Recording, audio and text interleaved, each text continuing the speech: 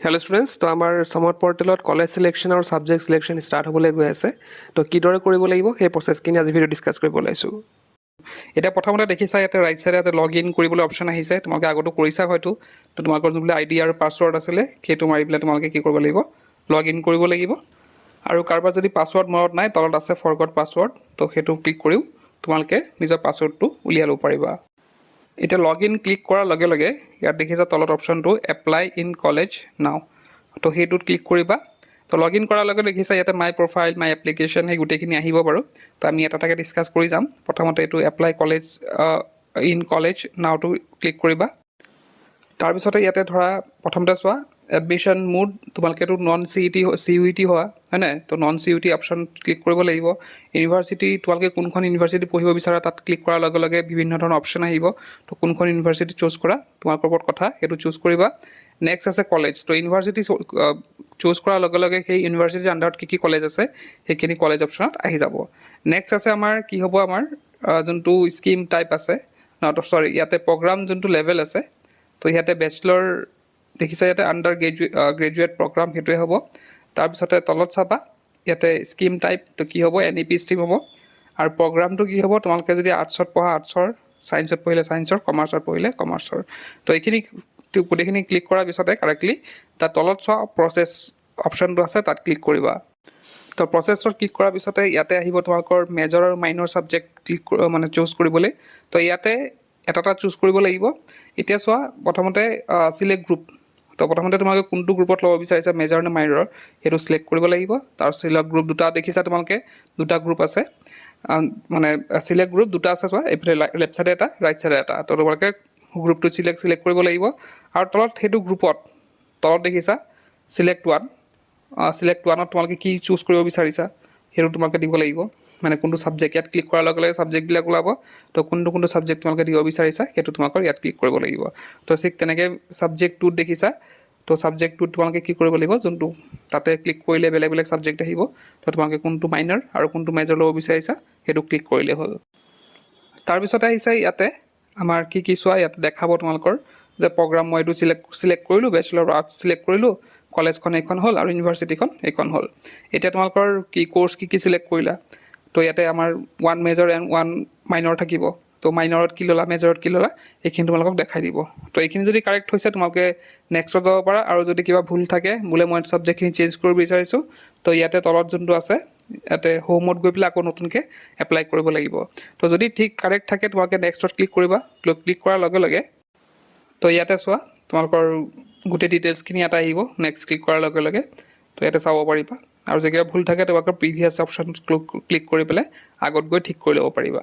তো ইয়াতে চব মই ধৰি লৈছোঁ গোটেইখিনি ঠিকে আছে মোৰ, মই কি কৰিম নেক্সটত ক্লিক কৰিম। এতিয়া নেক্সট ক্লিক কৰাৰ লগে লগে একাডেমিক ডিটেইল ইয়াত ভৰাব লাগিব।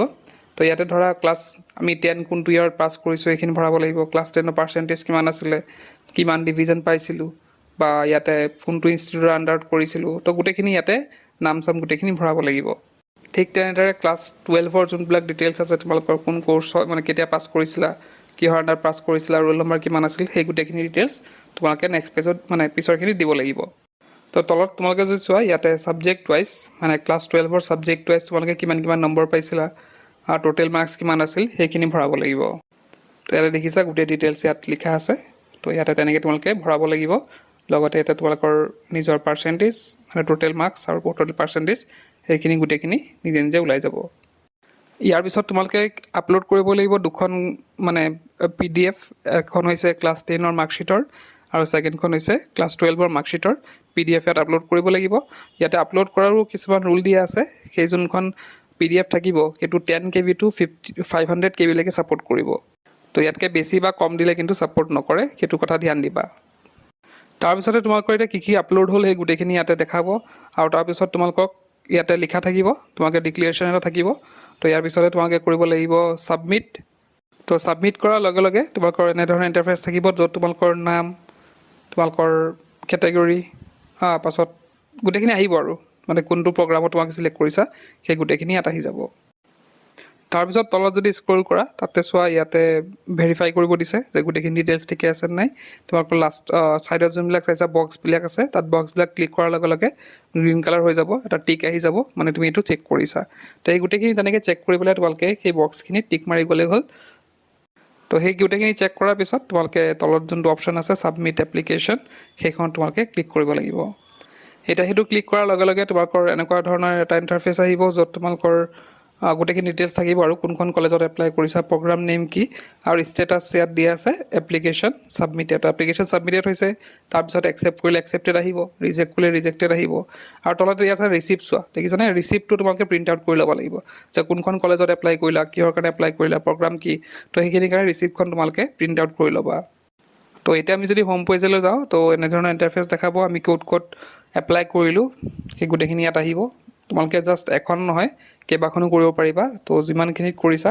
গোটেইখিনি তোমালোকৰ সেইখনত আহি যাব মানে তোমালোকৰ পেজটোত আহি যাব তো ইয়াতে এখন ন'টিচ দিয়া হৈ আছে যোনখন তোমালোকৰ কাৰণে দৰকাৰ জানিব দৰকাৰ তো ইয়াতে দিছে যে applicant is allowed to apply for the maximum or 10 combinations of institution programme discipline admission scheme তো ইয়াতে তোমালোকে 10টামান তোমালোকে কি কৰিব পাৰিবা মানে চিলেক্ট কৰিব পাৰিবা ইনষ্টিটিউশ্যনে হওক বা প্ৰগ্ৰামে হওক তেনেকৈ 10খনমান চিলেক্ট কৰিব পাৰিবা 2 নম্বৰ দিছে the 10 options can be different institution or in the same institution তো 10 অপশ্যনটো তোমালোকৰ বেলেগ বেলেগ কলেজতো হ'ব পাৰে বা ছেইম কলেজতো হ'ব পাৰে ফৰ এক্সাম্পল ইয়াত দিছে applicant A can apply XYZ university ABC college for BSc with physics and chemistry তো ধৰি লোৱা তোমালোকে দুখন কলেজত এপ্লাই কৰিছা তো দুখন কলেজত তোমালোকে ফিজিক্স কেমেষ্ট্ৰিৰ কাৰণে দুখন কলেজত ধৰা আমাৰ নগাঁৱৰ এখন কলেজৰ নাম কৈছোঁ ধৰা নগাঁও কলেজ আৰু ADB কলেজ এতিয়া ধৰা তোমালোকে বিচাৰিছা যে ফিজিক্স কেমেষ্ট্ৰিৰ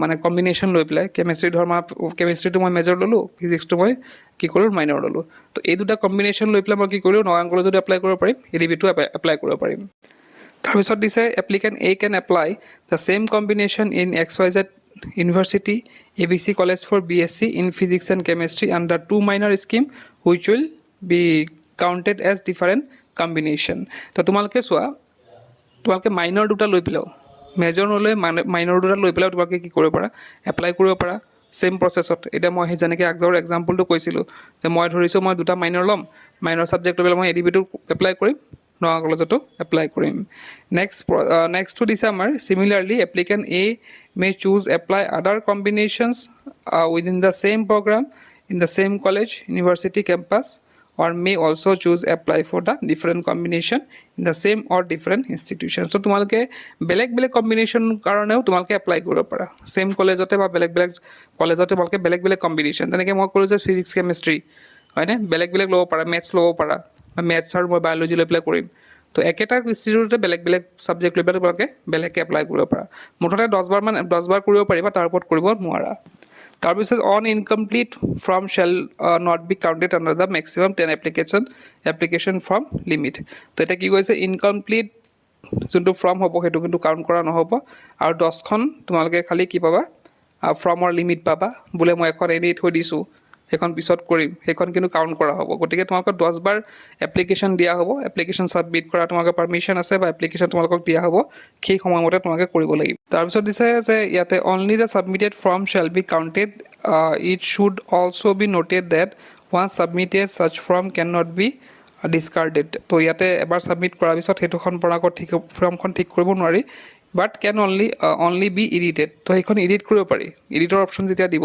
তেতিয়া তোমালোকে এডিট কৰিব পাৰা কিন্তু সেইটো আকৌ লগে লগে আকৌ বোলে মই এপ্লাই কৰাৰ পিছত আকৌ সেইখন কলেজত গৈ পেলাই সেইখিনি ঠিক কৰিম তেনেকৈ নহ'ব এডিটৰ অপশ্যন যেতিয়া দিব তেতিয়া তোমালোকে পাৰিবা তো এইখিনি আছিলে আমাৰ কলেজ চিলেকশ্যন আৰু প্ৰগ্ৰাম চিলেকশ্যনৰ যোনটো প্ৰচেছ তো এনেকৈ কৰি গ'লে তোমালোকৰ আশা কৰিছোঁ তোমালোকৰ সুবিধা হ'ব আৰু গোটেইখিনি তোমালোকে পাৰিবা তথাপিও তোমালোকে যদি ধৰা কনফিউজ থাকা তোমালোকে কি কৰিবা ছিনিয়ৰসকলক সুধিবা তেওঁলোকে কিদৰে কৰিছিল বা কেনেকুৱা কি কৰিছিল ছিনিয়ৰসকল শিকিলে তেওঁলোকেও ভালদৰে পৰামৰ্শ দিব কাৰণ কলেজত গ'লে তেওঁলোকে হয়তো টাইম নিদিবও পাৰে গতিকে ছিনিয়ৰ যদি কোনোবা থাকে কেনেকৈ চিলেক্ট কৰিছিলে সেইটো কথা তোমালোকে তেওঁলোকৰ বাবে জানিব পাৰিবা বাকী প্ৰচেছ এইখিনিয়ে তো এইখিনি আছিল আজিৰ ভিডিঅ'টোত শেষ কৰিলোঁ কিপ ৱাচিং